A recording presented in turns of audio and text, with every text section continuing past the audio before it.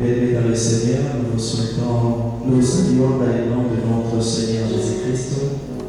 Nous sommes aujourd'hui mardi 6 avril. 7 avril, nous débutons notre séminaire de 17h à 19h30. Vous allez me suivre par jeudi. C'est le jeudi saint. Nous avons raison pour Dieu, raison pour laquelle nous louons notre Dieu. Pour nous jouer les actions de son amour. Toi qui as permis ainsi que nous puissions réunir pour te célébrer. Nous avons de la grâce à ce moment où la paix a envahi nos cœurs. Mais nous continuons à voir sang éternel des armées, raison pour laquelle nous te louons notre Dieu, nous te rendons des actions de grâce. Toi qui as permis à ce que nous puissions nous réunir encore, Seigneur, pour te célébrer le Tout-Puissant. Comme tu reposes à l'ombre du Tout-Puissant, j'aimerais que tu fasses des déclarations. La parole de Dieu nous dit, nous qui abritons dans l'abri très. Le Tout-Puissant, c'est notre Dieu. Même cette pandémie n'a pas de force contre toi. N'a pas de force contre toi. Raison pour laquelle déclare cela sur ta famille. Déclare cela sur ta famille. N'approchera pas de votre maison. N'approchera pas de votre maison. Parce que notre Dieu, il nous dit dans le livre de Deutéronome qu'il nous préservera de toute manière.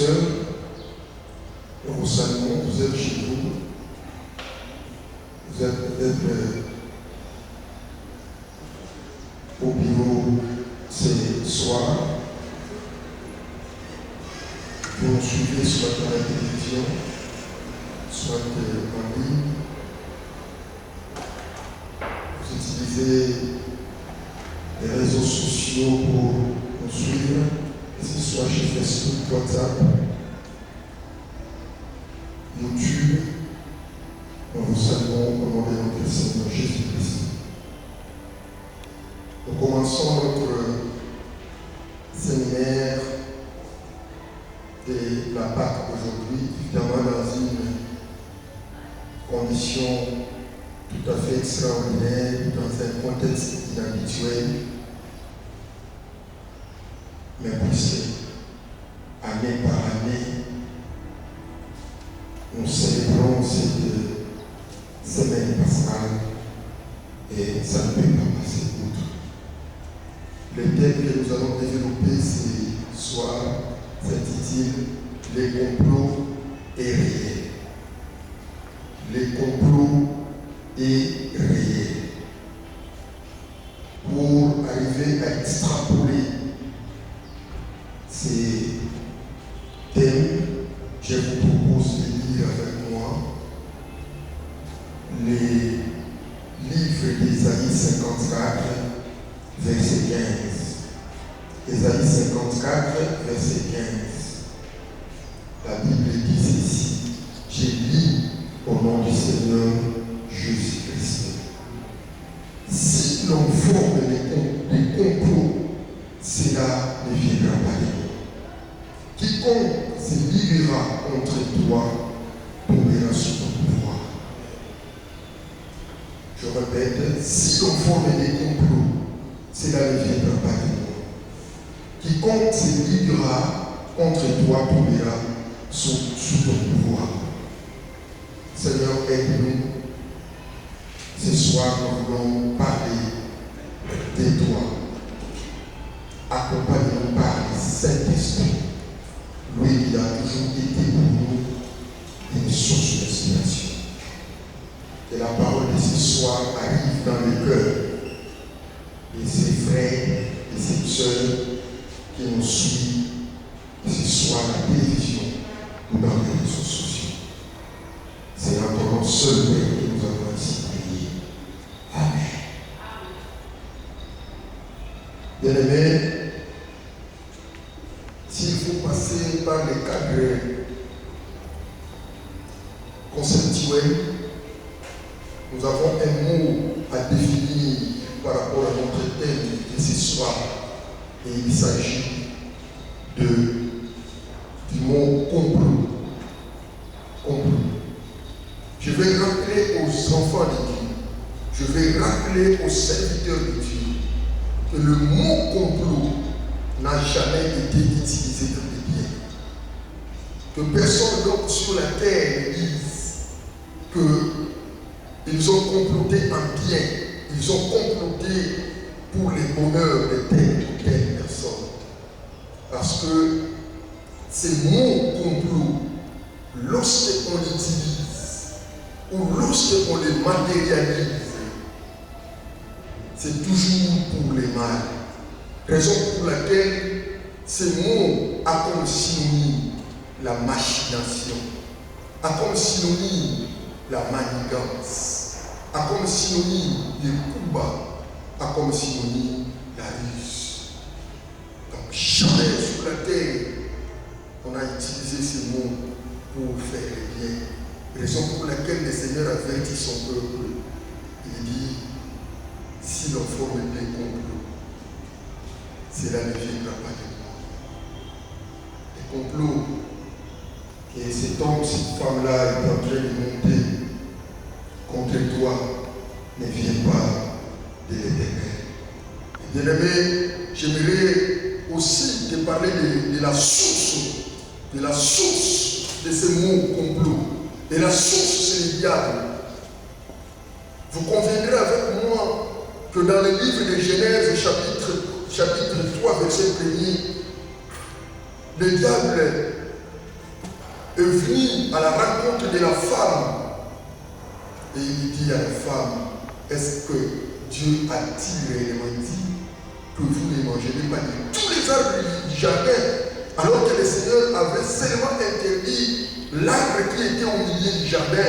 Mais pour le diable,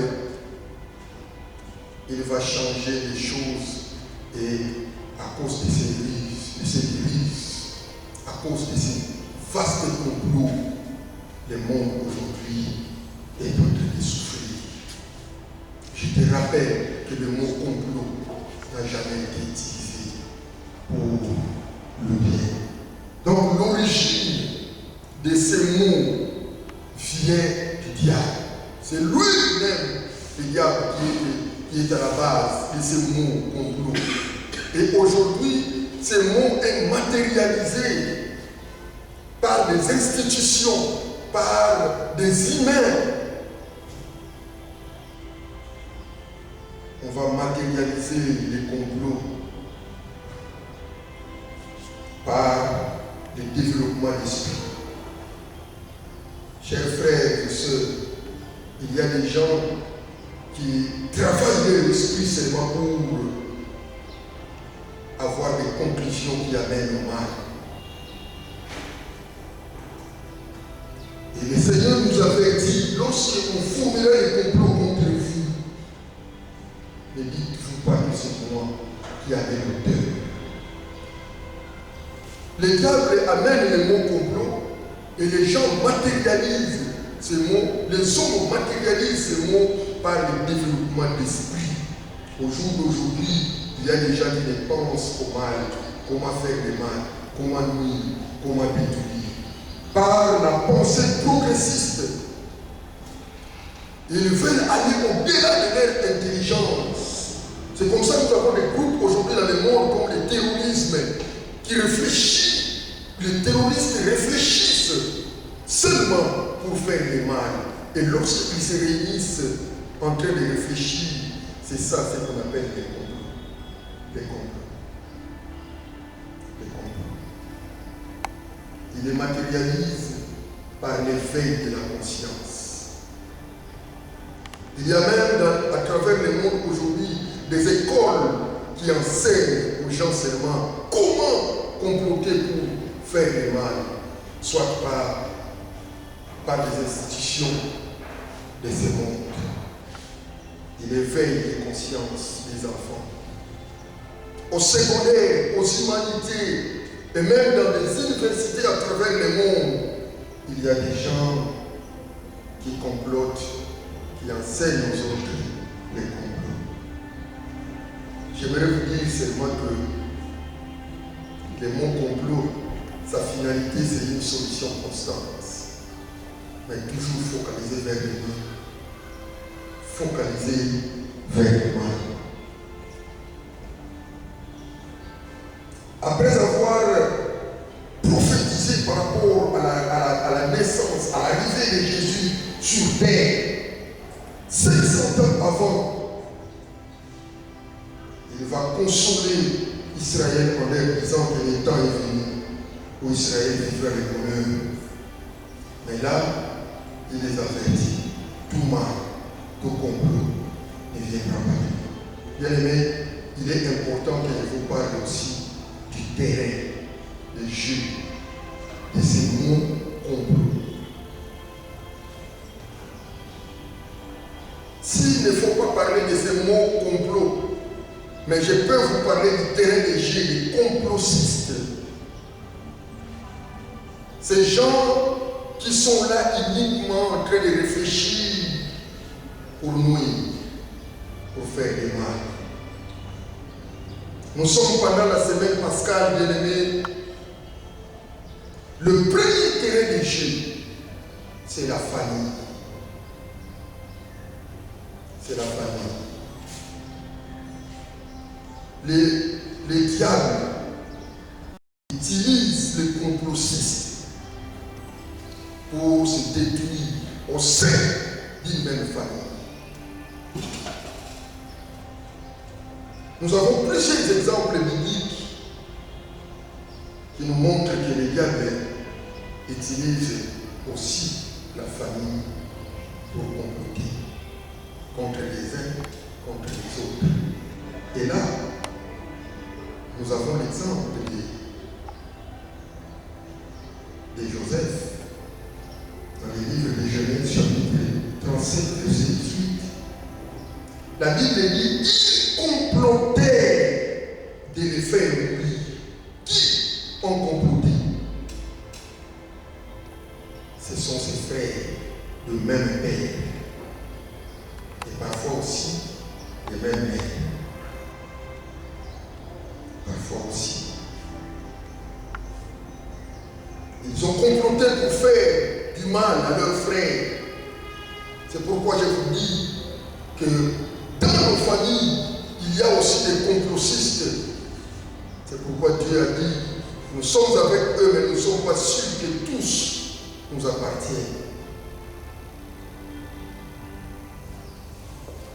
Cet homme finalement a souffert, cet homme finalement, il est allé en prison, il est devenu un domestique et bref, Joseph avait commencé le pèlerinage de la souffrance à cause des complotistes qui étaient ses propres frères et sœurs, ses propres frères, je vous le dis.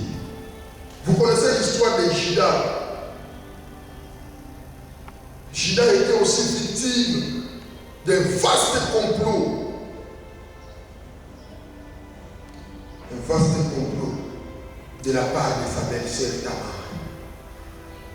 Elle va apprendre que son beau-père était en train de monter dans le village de Timna. Elle qui était veuve, elle va se dépouiller de tous les vêtements de veuvage pour s'habiller comme une femme libre. Elle a comploté contre son beau-père. Et finalement, Judas est tombé. Il y a plusieurs exemples. J'ai vécu quelque chose à Abidjan. On nomme un monsieur ambassadeur dans un pays de l'Occident. Alors que le monsieur était déjà séparé avec sa femme. Et c'est l'enfant qui prenait soin de son père. Mais lorsqu'on va nommer cet homme, il dit à ses enfants, vous allez d'abord rester, moi je vais voir c'est le nouveau lieu de travail et après je vais vous faire appel. Et la maman qui a appris que le papa va laisser les enfants et il partira avec sa nouvelle, va donner à l'enfant des histoires, et dit ça va placer à la porte de la chambre de votre papa. Et ça, tu mettras dans la nourriture. Et lorsqu'il mangera, il changera son idée et il va vous amener tous en Occident. Alors que c'était un vaste complot que cette femme avait fait ces jours-là. Et quand l'enfant a appris ce que la maman lui avait dit, bien aimé, cet homme-là avait perdu la vie. Et pendant qu'elle pleurait, cette fille, elle disait, maman, mais c'était déjà trop tard. Parce que tous étaient victimes d'un vaste complot. De ces mots complot, c'est l'environnement. Et dans l'environnement, nous avons l'environnement lointain. Nous avons l'environnement. Dans l'environnement lointain, bien aimé, on peut parler aussi de l'environnement international. Et nous avons l'environnement proche. Nous avons l'environnement proche. Mais s'il faut commencer par l'environnement lointain, je vais vous parler ce matin de ce qu'on appelle adversaires. N'oubliez pas que dans notre environnement, nous avons des adversaires, nous avons des ennemis et nous avons des vindicatifs. C'est ces trois groupes qui constituent l'environnement lointain. L'adversaire, c'est cet homme-là qui vit avec toi, mais qui veut te voir toujours dans la souffrance. C'est comme ça que le psalmiste dit, confonds mes adversaires. Il dit, Seigneur, confonds mes adversaires. Et l'ennemi, c'est cet homme-là qui ne veut même plus te voir. C'est-à-dire, pour l'ennemi, tu dois disparaître dans la nature. Et c'est ça l'ennemi. Et c'est ça aussi l'un des éléments qui composent l'environnement lointain.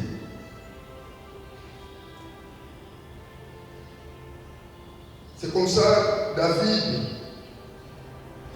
va dire, Seigneur, dans Psaume 31, verset 13 à 14, il dit, Seigneur, mes ennemis, mes adversaires veulent monter la vie. Ils complotent pour monter la vie. Ça, c'est David qui l'a dit.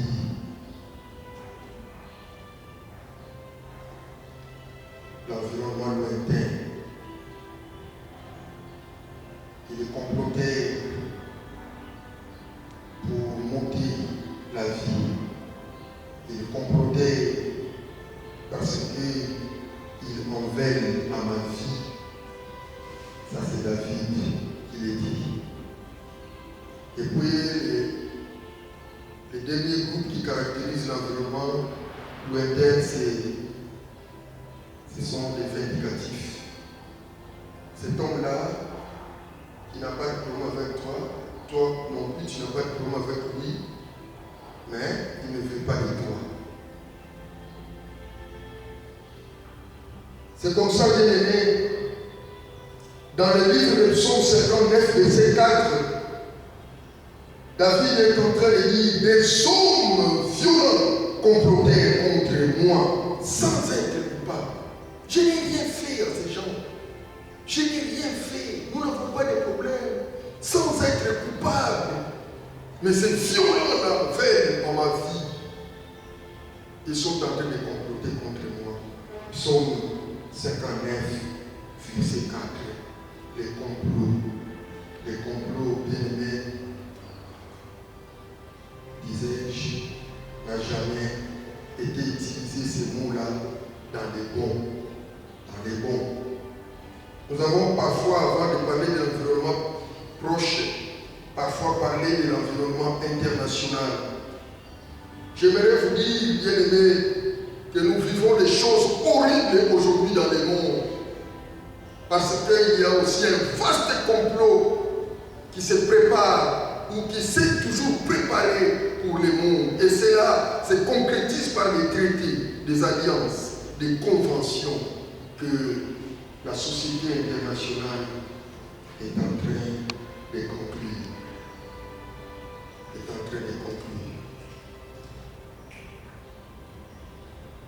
Il signe des accords, mais parfois dans ces accords-là, bien aimés, il y a toujours des complots.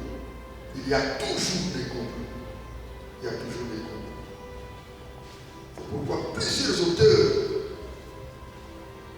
sont en train aujourd'hui de développer des théories des complots par rapport à ce qui se passe dans le monde entier.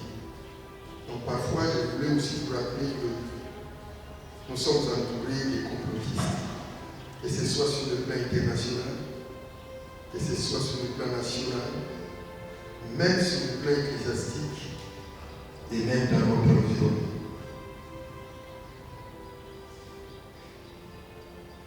Je vais aborder l'environnement proche. L'environnement proche, ça veut dire votre entourage de tous les jours. Les habitués, les amis. C'est ça l'environnement proche. La vie de tous les jours. Cette vie qui est devenue inéluctable. Il faut passer voir tel, il faut passer. Pourquoi tu n'es pas passé? Aujourd'hui, je ne t'ai pas vu. L'environnement proche.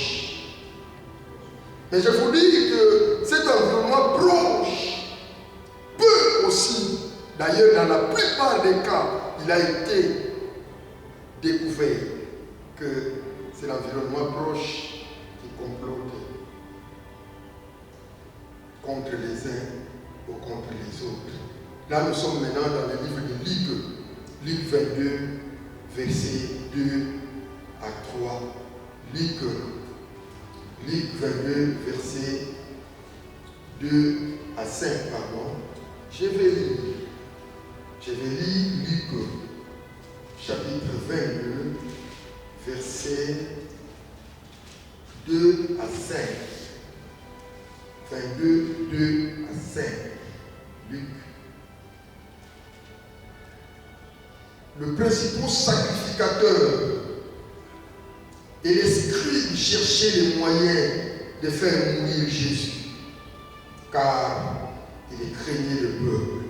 Or, Satan entra dans Judas, surnommé Iscariote, qui était du nombre de 12. Et Judas alla s'entendre. Écoutez bien ces mots. Judas alla s'entendre avec les principaux sacrificateurs et les chefs des gardes sur la manière de les livrer. S'entendre. La machination, la manigance, les coups bas, la ruse. Il était toujours avec le Christ, jour et nuit. D'ailleurs, certaines sources parlent même que c'est lui qui était le financier de ces 12, de ces groupes, de cette église de 12 membres. C'est lui, c'est ressortissant du site de Kérit. Il était toujours avec Jésus. L'environnement proche, je vous parle de l'environnement proche. Peuple de Dieu, l'environnement proche, cet homme-là, il est avec vous tous les jours. Cette femme-là, elle est avec vous tous les jours. Cet ami-là, c'est un habitué.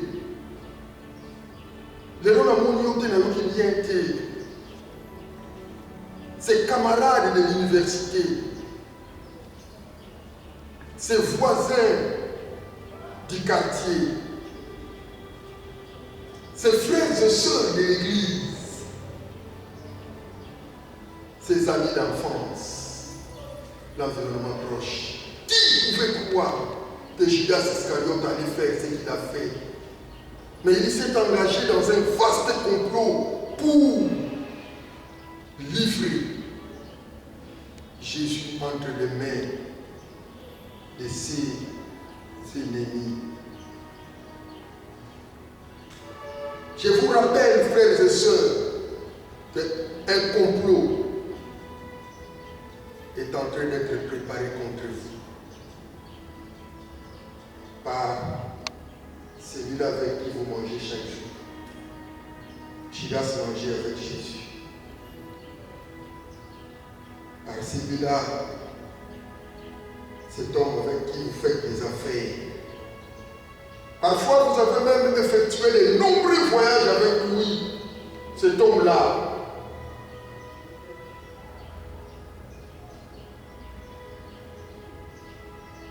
Je veux seulement ce matin, ce soir, que votre esprit soit éveillé. Je vous rappelle que celui qui est à côté de toi, c'est lui qui livre tes secrets. C'est lui qui parle du mal de toi. C'est lui qui est l'auteur ou même le co-auteur de ce que tu es en train de vivre aujourd'hui. Et cela est prouvé par cet homme Judas Iscariote. Judas Iscariote. Mais je vous rappelle que le danger d'un complot, c'est que le complot reste toujours secret. Le complot reste toujours secret. Parfois vous riez ensemble, parfois vous marchez ensemble, mais vous ne savez pas ce qui est à l'intérieur, ce qu'ils pensent de vous. C'est comme ça que tous les disciples étaient surpris lorsqu'on leur dit que l'un de vous me livrera, parce qu'ils ne pouvaient pas croire que tel qu'ils étaient là, jour après jour, que l'un d'eux pouvait livrer Jésus. Pouvait livrer Jésus.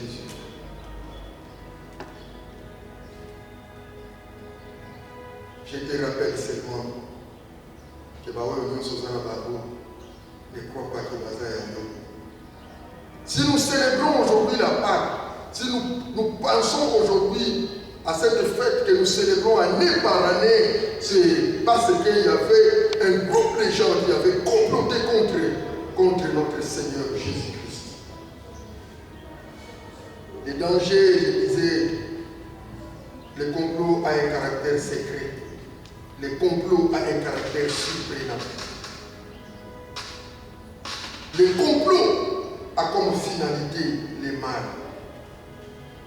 Nos relations avec ceux qui semblent être nos amis ne doivent pas nous amener au mal. Raison pour laquelle nous vous appelons à la prudence. Soyez donc prudents, bien-aimés. Pour conclure, la Bible dit l'homme prudent voit le mal et se cache. Et de Genèse à Apocalypse, si on a parlé du bien du serpent, c'est seulement sur la notion de la prudence. Vous savez, bien-aimés, je vous ai toujours dit, lorsqu'en face de toi, tu as un ami, tu as un camarade, tu as un frère, il faut toujours les considérer sous deux angles. L'homme, parce qu'il est devant toi, et esprit, parce que tu dois découvrir quelle est sa mission à côté de toi. Soyez prudents. Je vais conclure en vous disant aujourd'hui que soyez prudents, frères et sœurs. Nous célébrons aujourd'hui la Pâque parce qu'il y avait un groupe de gens, les souverains sacrificateurs, les scribes, le pharisien, les Esséniens, les Hélènes. Ces groupes de gens se sont réunis et avec Judas Iscariote qui était de l'environnement proche de Jésus.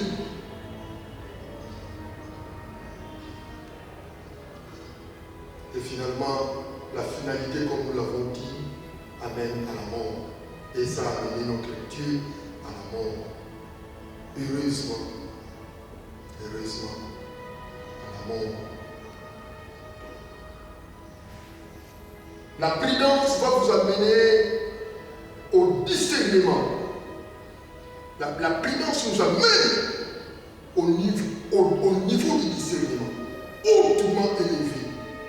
C'est-à-dire, à chaque fois que tu vis un événement, à chaque fois que quelqu'un vous approche, ça vous amène à faire des analyses et à demander à Dieu si celui-là était votre proche réel ou il n'est pas votre proche réel.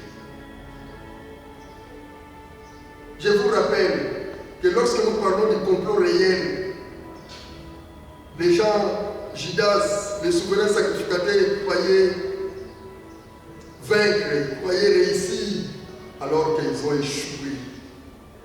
La mort de Jésus, c'est notre victoire.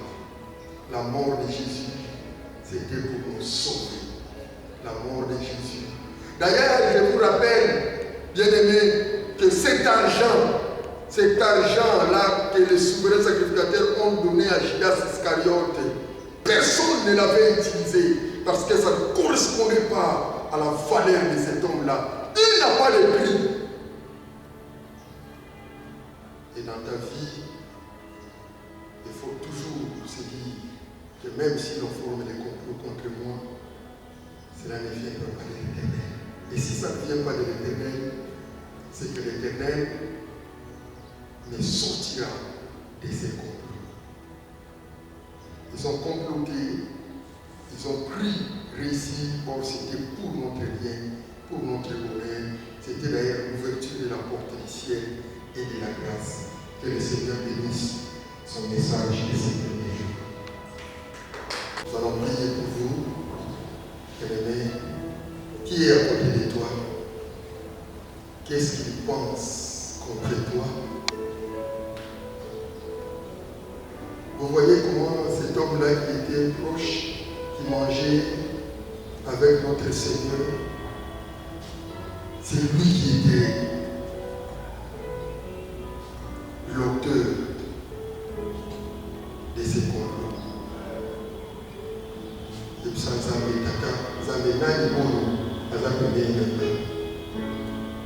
ni alini le banazame bateranga pour qu'il y ait comme ma vie ça et ça. Prions le Seigneur.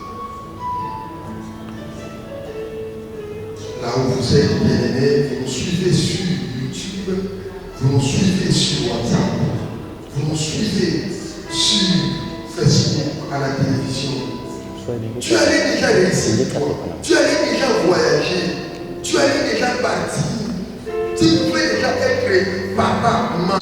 Il y a toujours des complotistes qui sont autour de nous. Dis au Seigneur, aide-moi Jésus à ne plus tomber entre les mains des complotistes. Dis au Seigneur, je ne veux plus être l'objet des riches de l'adversaire, ni de leur machination, ni de leur machination. Ni de leur machination. Qui est celui-là qui forme un projet secret contre moi? Qui est celui-là qui forme un projet secret contre notre Église? Qui est celui-là qui forme un projet secret contre le monde entier? Qui est celui-là? Dieu a dit ne viendra pas de nous. Seigneur, aide-nous. Nous ne sommes que des humains parfois. Là où vous arrivez, nous on n'arrive pas. Mais il y a une parole qui dit que l'Éternel notre Dieu ne fait rien sans avoir révélé son secret à ses serviteurs qui sont les prophètes. Qui sont les prophètes. Bénis ton peuple au nom de Jésus.